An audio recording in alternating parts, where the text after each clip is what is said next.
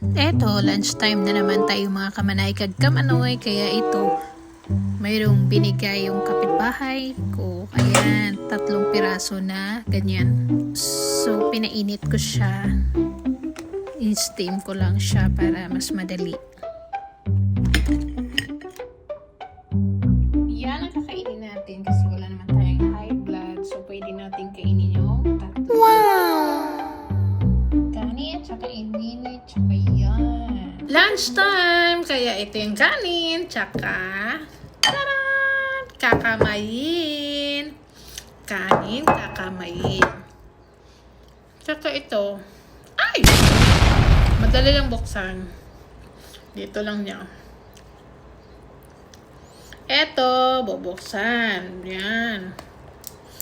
Yan. Tapos, hawakan. Tapos, ayan na. Wow! So, pwede nating ubusin yung 3 siguro kasi wala pa tayong high blood. Kain. No. Sarap talaga kamayin, diba? Ay po tayong tissue. No. Ayan ang sarap. Alam mo ba binigay ito?